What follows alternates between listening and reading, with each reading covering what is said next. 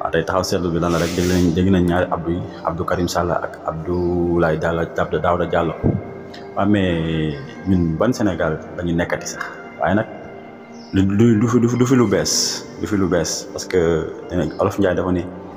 lu biteel di def rek loolu la saañ ba di xeeñ kon nag yëpp si kaw la rek muy président Macky Sall ak ñi nga xam ne ñoo ŋànk nguuru Sénégal ñooñu ñoo nekk si affaire lobby yi ay affaire yu njuuj njaaj yi tey loolu lépp mooy tourné parce que nañ xool ba Macky Sall faloo ba léegi liñ fi dégg ay luubal ay affaires yoo xam ne si yow doo comprendre ak yeneen ay faux billets ak ay gasoil ak ay pétrole ak ay passeport ak lu nekk dégg nañ ko fi waaw tey ñu ñëwaat dégg fi lii nii mais nañ ci leeral parce que tamit lii nii laañ la leeral te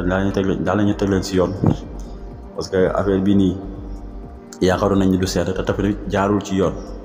xëy na ni ñu pasaree alal ji ak affaire yi li bagage yi ñu jënd ak yooyu yëpp fan la dugg waaw am na yoo xam ne bu ñu koy defati nañ ko def marché boo xam ne si day doon gré à gré ci astaxfirullah day doon marché appel d'offre mais jékki-jékki rek gayen indi benn affaire boo xam ne si gayen sénégalais sax duñ yëpp nga ñëkk si xaalis sénégalais yi génne ko ci dugal ko ci après nag bu jeexee bu demee ba dil bi éclaté la sénégalais yi doo ko comprendre waaw beneen bi Macky Sall nee na kuy waxati si pétrole beeg si gaz bi na xam lu mu ciy wax ci wax la waaw wala loolu moom d'accord nañ ci parce que tamit ku dem bay wax si pétrole gaz ak bu Sénégal nag bu mu créé ay wax rek ñëw rek wax na ci wax ju toog wax ju leer waaye tamit moom tamit na fexe ba lépp lu muy signé rek na ci leeral askan bi te tamit na doon lu intérêt sénégalais yi waaw bu mu jël affaire yi di ko def affaire yu séddale bukki ba rek waaw mu nekkoon seen taxaw seetlu di am mbégte bu baax di leen jaajëfal da ngeen jëf